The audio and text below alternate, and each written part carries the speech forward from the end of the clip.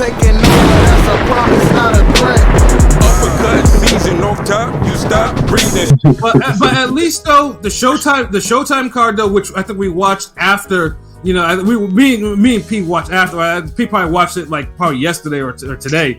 But yeah, no, the doubleheader was actually pretty. I mean, it was actually pretty good. You know, in Australia. Although, you know, LB, you know, this nigga Reece Aleem, like, what the fuck is going on with this nigga, bro? Like, yeah, he's turning into a little like hot and cold ass nigga, like. Yeah, like 1 minute this nigga was like the truth, like this nigga looked like he was the second coming, like, and ever since then, dude has been looking not mid, but between mid and the truth, like in the middle, like, you know. Yeah, like he's move, like I don't know, like mid and the truth somewhere, like I don't know what's in between mid and truth. Good, Goodridge, good average, like.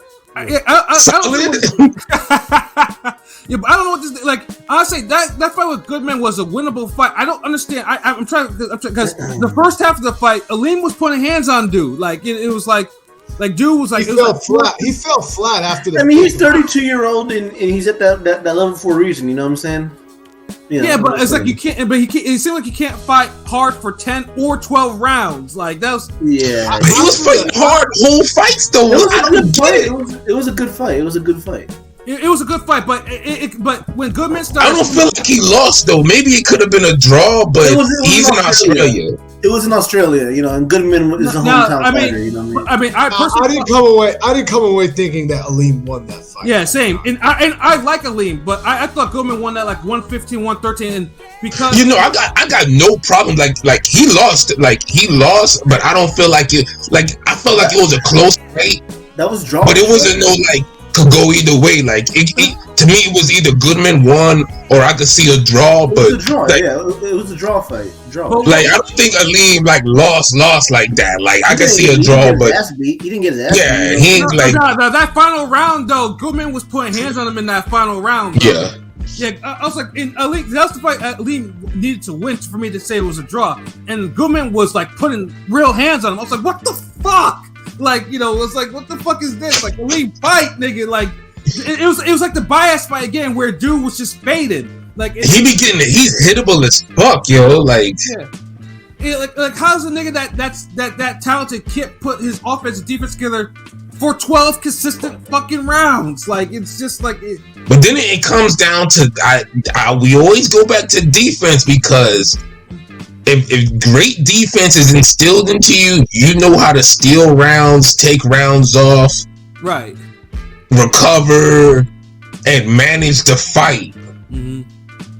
And I think I almost feel like you could just name this podcast "The Lost Art." Right? Like, yeah, because it was just like, I mean, Aleem has all the physical goods, but it's just you can't put together one or the other plan for and fight hard for 10 or 12 rounds, and he just drops these late rounds over and over again. Like, he makes these fights. So he was getting pieced up in the early rounds, like he was just struggling to manage the fight. Like the middle rounds is where he was really getting it going, though. Yeah, but I have to make the Goodman's jab was snapping that dude's head back. Like it was. Yeah, he was. Yeah, like, I mean, at first I thought like, damn, like they're really making a big thing about this nigga's Goodman's jab. But every time that Goodman was snapping it, it was authoritative. And you know, Aleem was like, boom, snapping head like hard, like that shit was. And I'm pretty sure the judges saw that shit. It was like, oh wow, well this, you know, Aleem can't talk about the jab alone though. But then when Goodman started putting his combinations together, like actually putting shots together, Aleem was just like he was struggling to keep up with it, and that was the shit. Was like, yeah, why? You know, but I mean, it was a hell of a fight though. Like, I mean, this shit was a hard 12. It was a real good fight. Yeah, I expected. It's a fight I thought we was going to see with Zarilla Prograde. Exactly. And the camera shouts out because I know the Charlo Tszyu is not obviously Showtime produced, but the camera work be hitting a little different, man. They be having some good angles though. I'm not gonna lie. Yeah, like in Australia, I don't know what it is though, but yeah, no, this shit looks like it's like a shot well, so you can really see the production's official. They be coming at you different angles. Maybe it's filmed closer because it seemed like you were just more into the fight. there's like a view to give you like of the fighter, you know, like a little on the like you're in the corner of the ring. You know what I'm saying? I don't know, like a little. Yeah, like it felt like you're really there. Like I'm like, oh shit, like, like yeah. Oh, shout out to Beth. What it do? Yeah. We done talk about that fight, but yeah, we agree. Boring as hell. Damn fucking stinker, yo. Yeah. Like if you listen to the, we spent almost like 58 minutes on that shit. So yeah, like we talked about the shit. There was a lot of lost art shit in there, and lost art shit in this Aleem fight too. Like Aleem. Like I said, I felt like he lost, but it wasn't like a wide loss. But it was like one of those things. Like if you had it 116, 112. For Goodman, cool. Yeah, 115, 113 for either guy, cool. Draw, cool. You know what I'm saying? So it's just like Aleem. In fact, Aleem was talking shit to Fulton all. Oh, he was talking hella shit to Fulton. Yeah. And Fulton was like, I wear your purse around. I wear your fight purse around my neck and shit like that. Tried that nigga. Yeah, he was like, Fulton was like, you better pay attention to Goodman, goddammit. Like he told that nigga too, and now look what happened. Like he didn't pay attention to Goodman. Now it's like, yeah, they both had like difficult fights on on the table. I don't know why they jaw jacking each other. Like, yeah, exactly. Like, well, Fulton's not jaw. Because Aleem started with him because Aleem's saying that that Monster's gonna knock Fulton out and blah blah. He's not that good. So yeah, he had. God damn. Yeah, so that's why Fulton replied back. Is like, yeah, nigga, you got the Australian there. You better concentrate. And now Aleem's title shot is gone. Like, and like, yeah, look, these Australians, man, like they starting to make some serious noise. Yeah, you're right about that. Like they've been ever since Navarrete. Yeah, like Tszyu is the leader of the pack, but like they're up there. Like the only ones that's kind of really just getting kind of beat up now with the Maloney. The Maloney brothers. Well, at least one has a belt but got injured, and the other one is probably going to be down for until next year at least. So but Australia, they're like what Dominican boxing was last year. Right. Parker was pretty much Australian boxing, but now Parker's kind of like put to the side now. Like they got new representation. Then remember Ebony Bridges, she moves, but that's Australian too. So yeah, that's Australian too. Yeah, but yeah, they're starting to make Scott Nicholson. Yeah. But yeah, no, Tim Tszyu did what we all expected him to do, man. He got Ocampo the fuck up out of there. Like quicker than expected. I ain't take no first round, yo. Yeah, because Ocampo.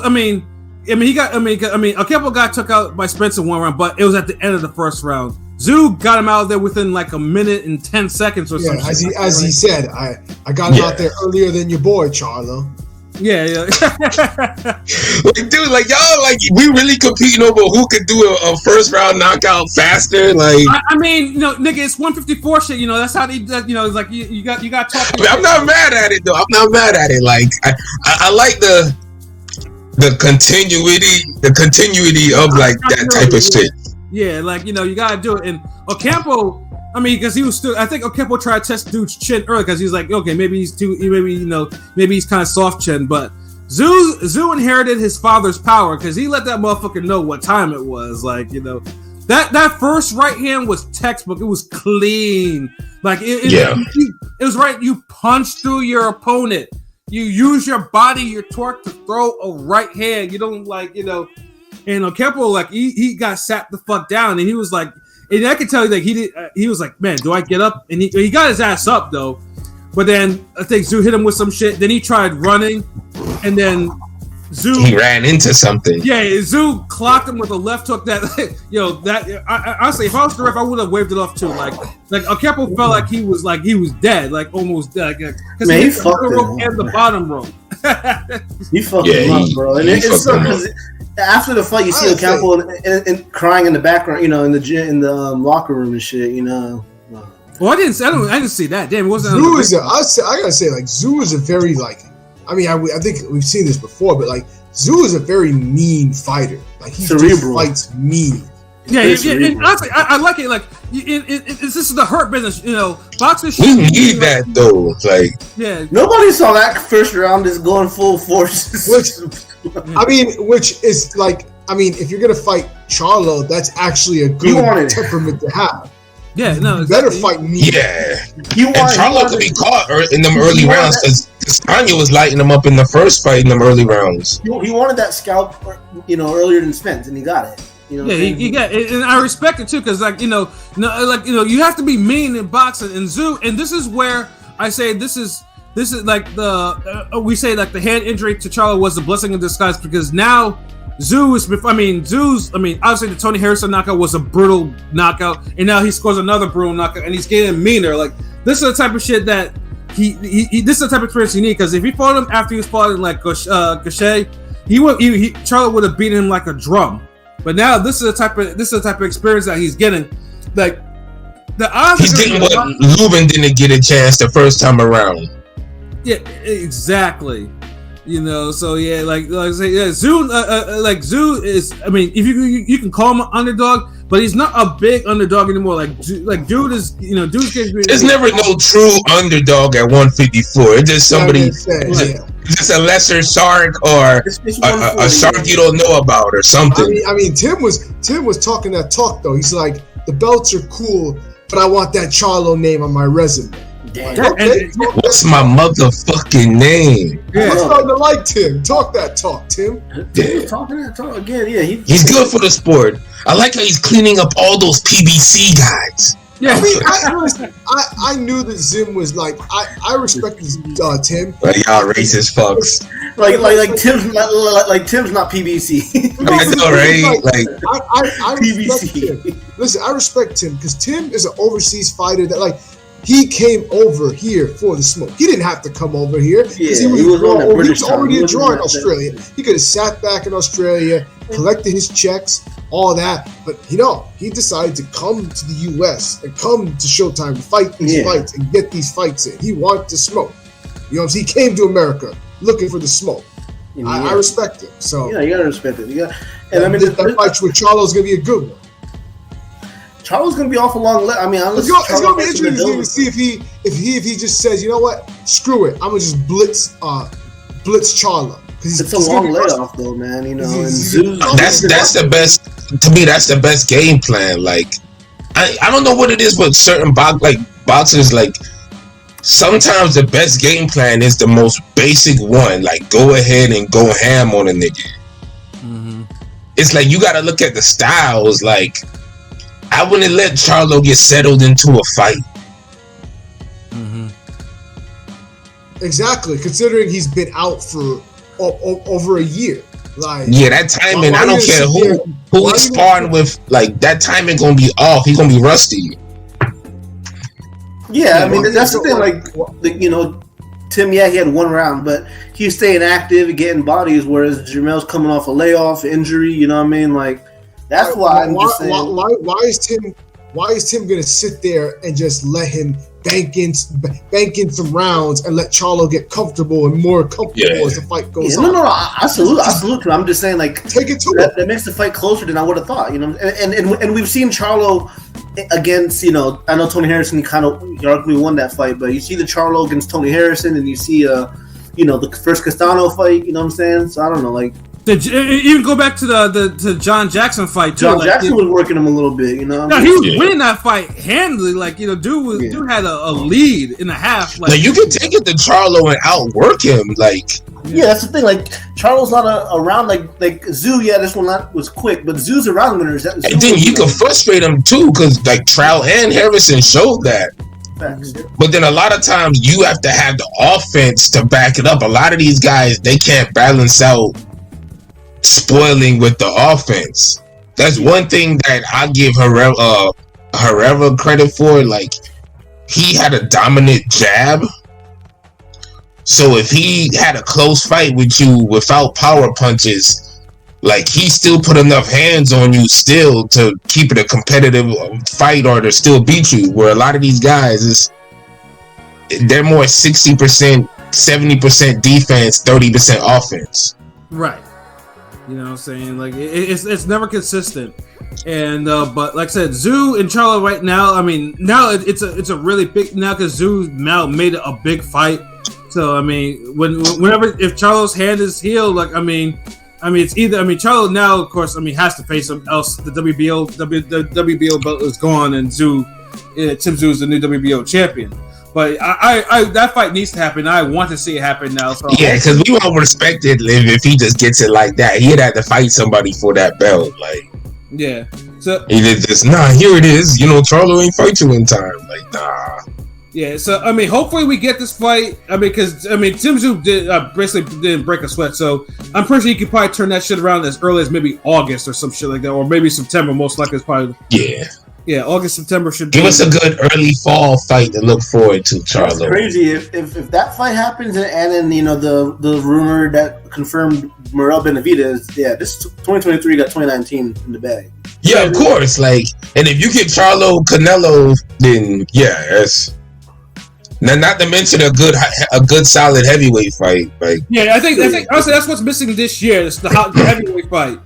Yeah, like I mean, like you need the heavyweight fight more than anything. Zhang Joyce, was upset, but it didn't live up. The action wasn't like that. No, the action was fine, but it was good. No, you need more of a marquee heavyweight. That's what we're looking for, bro. Like, yeah, Yeah, it's not like that was a fight. It was a good fight, but we still need a good heavy because everyone else all the other names in the divisions have been kind of making moves this year. Well, there's rumors of heavyweight. There's rumors of Wilder Ruiz. So if that actually finally happens, that's been bandied around so much. Like it needs to fucking happen already. Shit. Yeah, like Wilder, because I'm tired of hearing about Wilder signing to Saudi Arabia Skills Challenge, and all this other bullshit. Or Ruiz pulling out the fight and then showing off pictures with him, in some young nigga clothing and shit like that with a thumbs up as always, or or Fury talking about, hey, I'm gonna fight John Jones and Ngannou, we need to see like actual good fights being started. Being made at everyone. I've become the point wherever I see Fury, I just slide past it. I don't click or read on. He's like a non-factor now. Yeah, and I mean Usyk Dubois is good for the division, but it's not good for the it's not like it's not nobody cares about fight. Nobody cares about the. I mean, the British cares about. This is the thing. Like Usyk Dubois would have been better if they had like the Joy Zhang undercard on it or something, facts. Like if you're not gonna give us a one main marquee heavyweight fight, give us two solid fights, but on a double header or something. Then we would get the heavyweights out the way. We're like, alright, I could respect that. So we still need either Fury, Wilder, Joshua, that Ruiz, that mix needs to get it on. That one of those four need to do something, but even without that, I still think it has 2019 if we still get Morel Benavidez and if we get Charlo Canelo. Right, because like I said, because this year has had more than enough Fight of the Year candidates. But matter of fact, Benavidez Morel makes it just as good as 2019. Nah, it makes it better. I mean, honestly, it does make it better. Exactly. I'm definitely looking forward to Benavidez. I mean, the Marination's a little early, but whatever, it works. It's a great fight. I don't know if it makes it better if you give me Charlo and Canelo with that, then that's definitely over 2019. Definitely. There's rumors of Andre Plant, so if Andre Plant happens, I mean, then it's overkill. Then it's like this is for 2019 and 2020. Yeah, push it. Give someone next year. Make it 2020. No, shut the fuck up. Don't say that. Don't say that. Universe. Don't listen to this nigga Pilot. Nah, keep giving us all the great fights. Don't listen to this nigga. Yeah, and